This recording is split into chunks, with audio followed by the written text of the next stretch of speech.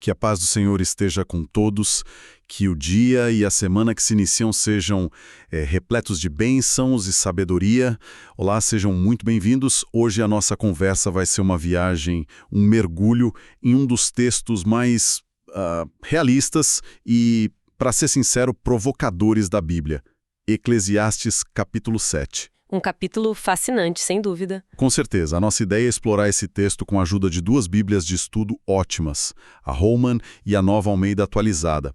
A gente vai seguir a jornada do autor, o pregador, que está ali lutando com as grandes questões da vida, sabe? E ele não alivia em nada, é? Em nada. Ele começa num funeral, nos adverte contra ser perfeito demais e termina com uma conclusão assim, surpreendente sobre a natureza humana. Vamos ver onde essa conversa nos leva. E ele já começa assim com um soco no estômago logo no verso 1. A boa fama é melhor do que um bom perfume. Até aí, tudo bem. Sim, até aí a gente entende. Legado, reputação, mas aí vem. E o dia da morte é melhor do que o dia do nascimento. Ok, como assim? Isso soa sombrio. É uma declaração feita para tirar a gente do eixo, né? Para forçar o pensamento. E o contexto que as notas de estudo dão é incrível. O bom perfume naquela época não era só um cheiro bom. Era um artigo de luxo extremo, um símbolo de riqueza, de prazer. Entendi. Era status. Exato. Então o pregador está criando um contraste chocante. Ele está dizendo que o valor da sua vida, da sua reputação, supera o maior luxo que você pode imaginar na Terra. Certo, a parte da reputação eu entendo, mas ainda não me convenceu sobre o dia da morte ser melhor. O nascimento é alegria, é esperança, futuro. Pois é, o nascimento é sobre o potencial.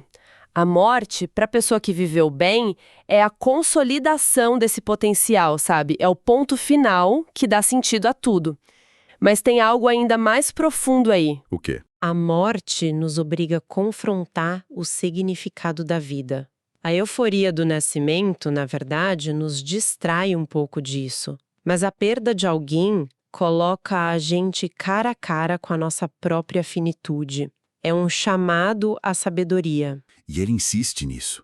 Logo depois ele diz que é melhor ir à casa onde há luto do que ir à casa onde há banquete. E que o coração dos sábios está na casa do luto. Mas o coração dos tolos na casa da alegria. É uma ideia muito contraintuitiva para o nosso mundo de hoje. Totalmente. Ele parece preferir a tristeza. Por quê? Então, aí que está o ponto.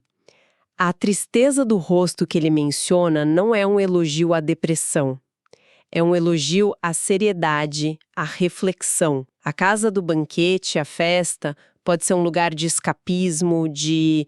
Diversão para não pensar, né? A casa do luto, um velório, é o oposto. Ela nos força a encarar o fim de todos, como o texto diz. É ali que as máscaras caem e as perguntas importantes aparecem. Eu estou vivendo bem? O que realmente importa? Paradoxo total. É no funeral que a gente aprende a viver. É quase como se a felicidade superficial te anestesiasse e a tristeza reflexiva te despertasse. No mundo de good vibes only, isso é radical. Completamente radical. Ele não é contra a alegria. Ele fala sobre aproveitar a vida em outras partes. Mas ele é contra a alegria tola, a que serve de fuga. A sabedoria nasce de encarar a realidade. E a realidade inclui a morte. Ok? Então a sabedoria começa ao encarar a morte. Mas e no dia a dia, como isso funciona? Parece que ele já antecipa essa pergunta e começa a dar uns conselhos bem práticos. Sim, ele sai do velório e entra na vida cotidiana.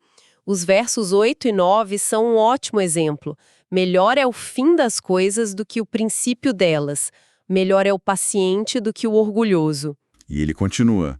Não se apresse em ficar irado, porque a ira se abriga no íntimo dos tolos. Exato. A sabedoria que aprendeu a olhar para o fim da vida, agora consegue olhar para o fim das coisas, para o resultado final, para o processo todo. Isso me lembra muito a nossa cultura do imediatismo. A gente quer o resultado para ontem, o sucesso da noite para o dia. E ele está dizendo que o valor está na jornada completa, não só na empolgação do início. Perfeito. A pessoa longânima, o paciente, tem essa visão de longo prazo. O altivo de coração, o orgulhoso, não aguenta esperar, não aceita o processo. E qual é a reação? A ira. E olha a palavra que ele usa. A ira se abriga. Ela faz morada no tolo. Não é só uma visita. Um estado permanente de frustração. E falando em frustração, o verso 10 parece que foi escrito ontem, sabe? Nunca diga, porque os dias passados foram melhores do que estes, porque não é sábio fazer essa pergunta. É a clássica síndrome do antigamente é que era bom. É uma armadilha mental que existe há milênios, né? As notas de estudo apontam que essa nostalgia é quase sempre uma idealização. A gente esquece os problemas do passado e usa isso de muleta para não lidar com o presente. Pois é. A sabedoria, para o pregador, está fincada no aqui e agora. Reclamar do passado não resolve nada hoje, só paralisa. Certo. Encare a morte, seja paciente, viva o presente. Até aqui são conselhos difíceis, mas dá para entender. Mas aí eu li os versos 16 e 17. E olha, eu tive que parar. Minha primeira reação foi, como assim? É a reação de todo mundo. Ele diz, não seja justo demais nem sábio demais, porque você destruiria a si mesmo. E depois, não seja ímpio demais, nem seja tolo, porque você morreria antes da sua hora. Não ser justo demais, a Bíblia inteira não nos incentiva a sermos o mais justo possível. Essa é, talvez, a passagem mais chocante e genial do capítulo. E a chave, de novo, é o contexto. Ele não está atacando a justiça de Deus. Ele está alertando contra A autojustiça. Sim, ser justo demais, aqui, significa ser perfeccionista a um nível doentio, arrogante. Aquele tipo de pessoa que tem um padrão tão impossivelmente alto para si e para os outros que acaba se tornando amarga, crítica, isolada. Ela se destrói com o peso do próprio moralismo. É a armadilha do purismo, né? A gente vê isso hoje em todo lugar. A pessoa se torna tão correta que vira um juiz de todo mundo e, no fim, nem ela mesma se aguenta. Exatamente essa a ideia. É um comportamento autodestrutivo. E do outro lado, ele diz para não ser ímpio demais. Ele não está dando um passe livre para o pecado, claro. Ele está dizendo, olha, não vá para o outro extremo. Não seja o purista que se destrói, mas também não seja o hedonista tolo que se destrói com os excessos. É um chamado radical ao equilíbrio, à moderação. Há uma sabedoria prática que entende as áreas cinzentas da vida real. E ele valoriza tanto essa sabedoria que a compara com o dinheiro, com uma herança. Nos versos 11 e 12, ele diz que a sabedoria protege, assim como o dinheiro protege. Mas aí ele adiciona uma coisa. Mas a vantagem da sabedoria é que ela dá vida a quem a possui. Exato. O que isso quer dizer na prática? Faz o mesmo. Só que o dinheiro para por aí. A sabedoria vai além. Ela preserva a vida ou dá vida. Não é só sobreviver. É ter uma vida que vale a pena, com significado, com resiliência interior. E isso o dinheiro não compra. Mas é curioso que logo depois de exaltar tanta sabedoria, ele parece nos lembrar da limitação dela. É o que eu sinto nos versos 13 e 14, quando ele fala para a gente olhar as obras de Deus e aceitar que existem dias bons e dias ruins. Sim, é o momento em que o pregador, digamos, bate no muro do conhecimento humano. É como se ele dissesse, ok, busque a sabedoria com todas as suas forças, mas não ache que com ela você vai controlar o universo ou entender a mente de Deus. A sabedoria, então, inclui aceitar que não temos o controle? Exatamente. A sabedoria suprema inclui essa humildade. A vida por desígnio de Deus vai ter picos e vales. O sábio não tenta evitar os vales.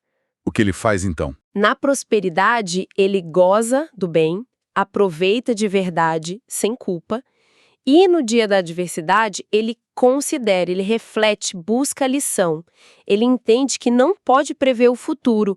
E, em vez de se angustiar com isso, ele encontra uma certa paz nessa aceitação. Essa honestidade é brutal. E fica ainda mais pessoal no final do capítulo. Ele admite a própria frustração nessa busca toda. No verso 23 ele confessa, tudo isto examinei por meio da sabedoria. Eu disse, serei sábio, mas a sabedoria estava longe de mim. É um momento de vulnerabilidade incrível, né? O grande buscador da sabedoria admitindo que não a alcançou. Ele nos diz que o entendimento completo de tudo está sempre um passo à nossa frente. Ele descreve a sabedoria como algo profundo, quem a poderá encontrar? E é quase libertador ouvir isso, tira um peso das costas. Com certeza. Tira o peso de ter que ter todas as respostas. Nem ele tinha. E essa busca frustrada o leva a uma das conclusões mais difíceis do livro, nos versos 27 e 28.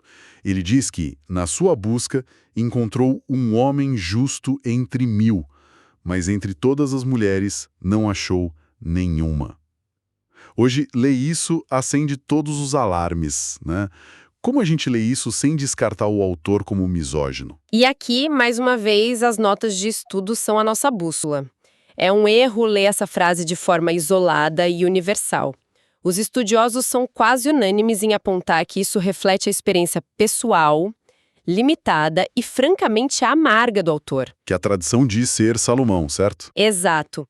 E a própria Bíblia, em outros lugares, diz que Salomão teve 700 esposas e 300 concubinas, muitas delas estrangeiras que o desviaram para a idolatria. Ah, então o ponto não é uma declaração sobre a natureza de todas as mulheres do mundo, De forma alguma. mas um lamento sobre a sua própria experiência desastrosa. Precisamente. É a dor de alguém que, no seu círculo imenso, não encontrou uma parceira que o apoiasse na busca pela retidão. E tem mais, a primeira parte da frase é fundamental. Um homem entre 1000 achei eu. Isso já mostra a raridade extrema de achar uma pessoa íntegra, de qualquer gênero. Entendi. O foco não é uma competição, mas a dificuldade de achar gente de caráter. Exato. A constatação deprimente da corrupção generalizada que ele via ao redor, começando no próprio palácio. O ponto principal não é homens são melhores, mas sim gente íntegra é quase impossível de achar. E ele fala a partir da própria ferida. Faz todo sentido agora. Então, depois de toda essa jornada, do funeral, da paciência, do perigo dos extremos, dessa busca frustrada, onde ele chega? Qual é a grande revelação? O verso 29 parece ser o clímax de tudo. É a grande conclusão do capítulo, e ela é brilhante. Ele diz: Vede, isto tão somente achei, que Deus fez ao homem reto, mas ele buscou muitas invenções. Em outras traduções, mas eles se meteram em muitos problemas. Uau! Então, a grande revelação de Eclesiastes 7 não é um segredo cósmico, mas um espelho. Perfeito. O problema não está no design do mundo, mas na nossa mania de sabotar o que é simples. Exatamente. Depois de explorar tudo, ele chega na causa raiz. A falha não está na criação. Deus fez a humanidade reta, com um design original para o bem.